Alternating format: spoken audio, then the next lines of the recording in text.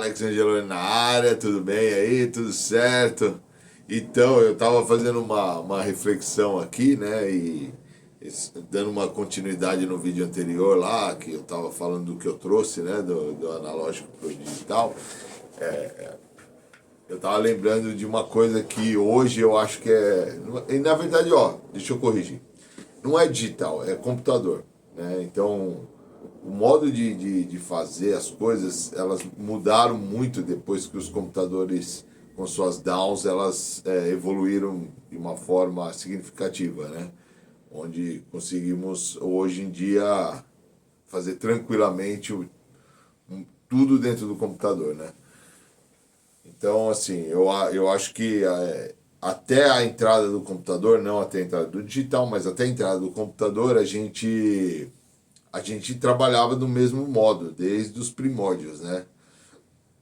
É claro que as coisas foram evoluindo, foram aumentando os canais, tudo, mas basicamente o jeito de fazer era o mesmo. Então, eu estava pensando, né, assim, uma coisa que hoje eu acho que é mais legal do que antes, é, principalmente na mixagem, né? A gente errava demais as mix e, e muitas vezes, porque a gente não tinha a chance de revisar as mixagens e com calma e até mesmo refazer alguns ajustes e um monte de outras coisas que você poderia fazer que a gente faz hoje com o computador, por conta de tempo, verba, né? Principalmente grana, tudo, porque quem viveu esse tempo aí sabe o que eu estou falando e quem não viveu eu vou tentar ser o mais breve possível na explicação. Para você mixar uma música antigamente, então antigamente que eu falo antes do computador, então estou falando aí até comecinho dos anos 2000 aí, 20 e poucos anos atrás, 20 anos atrás, né? Até esse tempo aí sempre precisava de um estúdio, né? Você precisava de uma console. E aí, independente de se você estava gravando analógico ou digital, você sempre precisava abrir isso na mesa para poder fazer essa mixagem. E aí você ia para o estúdio, alugava o estúdio, né? E você tinha aquele X de horas para fazer o trabalho, né? Muitas vezes, né, mais de 90% das vezes, você não o cliente, ou até mesmo a gravadora, enfim, quem estava solicitando o serviço, não tinha grana e não tinha orçamento para você poder fazer a mix num dia, manter o estúdio fechado, porque você não podia mexer no estúdio, né? Para o outro dia você, com o ouvido descansado, com decisões, com você ter a opção de ouvir em casa e em outros lugares, ajustar a sua mixagem. Então, na sua, como hoje a gente tem o recall, né? Então, como a gente mixa hoje? Não preciso ensinar, mas só para a gente fazer um comparativo, né? Você mixa a música dentro do computador, e aí eu não estou falando de quantas horas você fica mixando isso, né? Isso já também eu acho que não importa. O que importa é você ter uma janela, né? Para você poder ou fazer o seu trabalho, dar uma pausa que é necessária, né? Porque aquilo causa um estresse auditivo. Então, você dá uma pausa no dia seguinte, com o ouvido descansado, você revisa o seu trabalho, com certeza sempre você vai ajustar, e tem que tomar cuidado porque a gente sempre tinha uma frase, e ela vale até hoje, né? Que mixagem não se acaba, você se abandona, porque senão você não tem fim, né? Cada hora você vai mexer uma coisinha, um meio dBzinho de não sei o que, você não vai parar nunca. Então, precisa ter um limite. Mas você consegue, com isso, com essa opção de, no dia seguinte, ouvir tranquilamente, reajustar as coisas e falar, pronto, está decidido, é isso que eu quero fazer, que eu quero entregar, mandar para o seu cliente. Seu cliente vai ter a opção de pegar essa música, ouvir em vários lugares, no carro, no fone, no celular, enfim, ele vai ouvir onde ele quiser, vai fazer as considerações dele, você com essas considerações, ajusta toda a mixagem e depois entrega masterizado. Então eu falo aí, no mínimo, um processo que leva 3 dias consecutivos, mas não 3 dias direto. Então você não é que você fica 3 dias, fica lá, sei lá, 40, 50, 60 horas mixando uma música. Não é isso. São 3 dias que um pouquinho por dia você consegue chegar mais próximo do que seria o ideal. Antes, no analógico, você não tinha essa opção, porque era muito caro. Então, os períodos dos estúdios eram fechados. Então, você locava o estúdio 6 horas por dia, né? Pouquíssimos estúdios, eu não me lembro de nenhum que tinha uma flexibilidade. Não, aluga 3 horas aí que dá. Não, não tinha isso. Então, era período mínimo de 6 horas. Então, você tinha uma música para mixar, você tinha um período mínimo de 6 horas para fazer, extremamente caro, não era barato, né? Principalmente os estúdios de grande porte.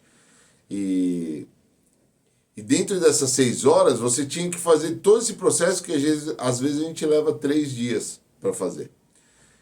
Então, o cliente chegava no estúdio, na sua grande maioria, não conhecia a sala, não conhecia os monitores, né? E tomava decisões baseado no que ele achava que ele estava ouvindo era para ele era o correto, né? Então, assim, e depois não dava mais para voltar. Você imagina, abre tudo aqueles canais na mesa. Era tudo analogicamente. Então, assim, a gente ia até alguns trabalhos maiores com orçamento maiores. No final da mixagem, você pegava e anotava canal por canal, como estava a equalização, os insert, tudo. Você anotava tudo, né? Porque caso precisasse fazer um recall depois, você teria como puxar ela, sei lá, 80% do que estava, né? Porque nunca voltava exatamente igual. Então, e só esse trabalho de anotar canal por canal, dependendo do que era, todos os equalizadores, posição dos knobs de efeito, era muito trabalhoso fazer isso daí. Então, poucas vezes a gente fazia, mas às vezes a gravadora exigia porque eles queriam ter opção, o artista não estava viajando, não tinha como ele ouvir, então a gente fazia isso caso, quando ele conseguisse escutar a música e ele quisesse mexer, a gente teria como voltar de um ponto que desse para a gente continuar, exatamente igual não ia ficar, mas como ele já ia alterar, então tudo bem, não tem problema, né? Então, tirando essa parte aí, que ficava muito, muito caro, o normal era você resolver naquele período que você alugava. Então, muita música saiu porque, imagina, a pessoa chega em casa, vai ouvir a música depois, né? E isso eu tô falando mais pra frente, porque antes nem era uma fita cassete que a pessoa levava quando levava. E lá atrás mesmo, em 92, quando eu comecei, nem tinha opção de ouvir. A pessoa só ia ouvir fora depois que saísse o vinil na loja. Na maioria das vezes era assim. Então a pessoa só ia saber se como o resultado ficou e estava soando em outros locais sem ser no estúdio, depois que saísse o disco. E aí mesmo não tinha o que fazer, né? Então você imagina o que saiu de coisas que as pessoas, os próprios artistas e produtores e técnicos iam escutar depois e falar, que isso, cara, como passou esse negócio? Você imagina você fazer 2, 3, 4 músicas por dia, assim, 3 músicas por dia, trabalhando 12, 14 horas, sem você ter a chance de revisar, né? Então você imagina o que saía, né? De erro e coisas que não era para sair, saía. Então, hoje, com o computador e essa coisa de você, pô, eu cobro por faixa para fazer, né? Por que eu não cobro por hora? Porque quando você cobra por faixa, você tira a pressão de você mesmo e do seu cliente em terminar o negócio dentro daquele período. É claro que para o técnico que está cobrando por faixa, quanto mais rápido ele terminar, melhor, né? Porque sobra mais grana, compensa mais financeiramente. Mas tira a pressão dele também de fazer um negócio assim, porra, levantou a mix, né? Não, agora tem que entregar. Cara, se você não estiver gostando, baixa, faz no outro dia, começa de novo, não tem problema, né? Porque você não está cobrando por hora, você não vai lesar o seu cliente. E o seu cliente que está pagando por faixa, ele não vai se incomodar se você falar, cara, eu fiz a mix, mas eu não curti, cara, eu vou fazer de novo. Então, me dá mais um tempinho aí que eu te entrego ela mais para frente um pouquinho, mas daqui 2 dias, 3, mas eu vou te entregar. Como ele não está pagando por hora, ele está pagando por faixa, para ele tanto faz também. Então, assim, tira um pouco da pressão geral, né? Por isso que eu acho que é legal esse sistema de cobrar por faixa, de você ter a opção de ouvir em vários lugares, enfim. É isso aí. Eu vou cortar aqui o vídeo, senão o assunto vai longe, né, cara? Beleza? E aí não esquece, se você tá gostando dos vídeos, dá um joinha aqui embaixo, se inscreve, compartilha com os amigos aí, vamos pra cima aí que vai dar certo. Beleza? Valeu, tamo junto!